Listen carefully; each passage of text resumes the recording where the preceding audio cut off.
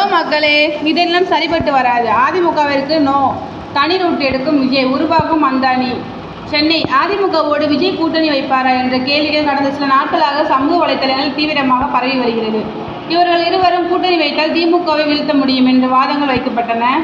நடிகர் பவன் கல்யாண் ஆந்திர பிரதேசத்தின் துணை முதல்வராக உள்ளார். இதற்கு காரணம் வலிமையான ஜெகன் மோகன் ரெட்டியை அவர் வீழ்த்தியதுதான்.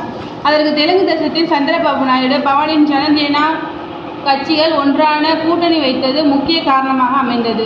அந்த ஃபார்முலாவை தமிழ்நாட்டில் விஜய் கொண்டு வரப்போகிறார் என்று தொடக்கத்தில் செய்திகள் வந்தன. அதாவது அதிமுகவுடன் விஜயின் தமிழக வெற்றி கழகம் கூட்டணி வைக்கும், ஜெகனை வீழ்த்தியது போல ஸ்டாலினை வீழ்த்துவார்கள் என்றெல்லாம் அதிமுகவினர் வாதங்களை வைத்தனர். இவர்கள் இருவரும் கூட்டணி வைத்தால் திமுகவை வீழ்த்த முடியும் என்ற வாதங்கள் வைக்கப்பட்டன. ஆனால் விஜய் அந்த முடிவில் இல்லை என்று கூறப்படுகிறது. அதிமுகவுடன் கூட்டணி அமைக்கும் திட்டம் அவருக்கு இல்லை, மூன்றாவது அணியை அமைத்துக் கொள்ளலாம் என்ற முடிவில் அவர் இருப்பதாக கூறப்படுகிறது. விஜய் அமைக்கப் போகும் மூன்றாவது அணி பற்றியும் அதிமுகவை அவர் ஏன் வேண்டாம் என்று நினைக்கிறார் என்பது பற்றியும் தகவல்கள் வர தொடங்கியுள்ளன. விஜய் தொடங்குவது தனி கட்சி. முதல் தேர்தலிலேயே அதிமுகவுடன் கூட்டணி வைத்தால் விஜய் மீது முத்திரை குத்தப்படும். விஜய்க்கு நெருக்கமான சிலர் அவரிடம் இதை பற்றி பேசி உள்ளாராம். தனியாக நில்லுங்கள், இல்லை தனி கூட்டணி அமையுங்கள் என்று.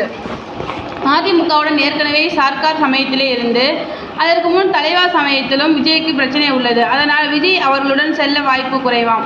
நடிகர் விஜய் ரகசியமாக கூட்டணி பேச்சுவார்த்தைகளை தொடங்கிவிட்டார் என்று அவருக்கு நெருக்கமான வட்டாரங்கள் தெரிவிக்கின்றன. திமுக கூட்டணியில் உள்ள கட்சிகள் உடைத்து தங்கள் பக்கம் கொண்டு வருவதே அவரின் திட்டம் என்கிறார்கள். முக்கியமாக விடுதலை சிறுத்தைகள் மற்றும் விடுதிகளின் ஒன்றை குறிவைக்கிறார் விஜய் என்று கூறப்படுகிறது. ஏற்கனவே இவர்களை இழுக்க அதிமுக முயன்றது. ஆனால் அதிமுக எப்போது வேண்டுமானாலும் பாஜகவுடன் சேரலாம். அதனால் பாஜக மீதான அதிருப்தி காரணமாக அதிமுகவையும் இந்த கட்சிகள் புறக்கணித்தன. ஆனால் விஜய்க்கு அப்படி ஒரு பிம்பம் இல்லை. அவர் பாஜகவுடன் நெருக்கமாக இல்லை, பாஜக பக்கம் செல்ல வாய்ப்பு இல்லை.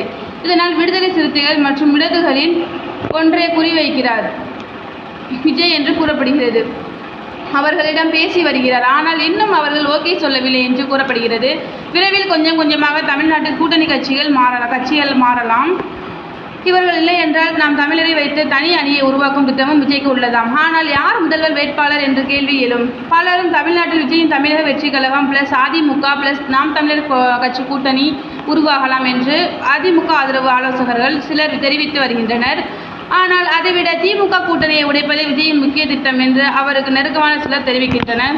தேங்க்யூ.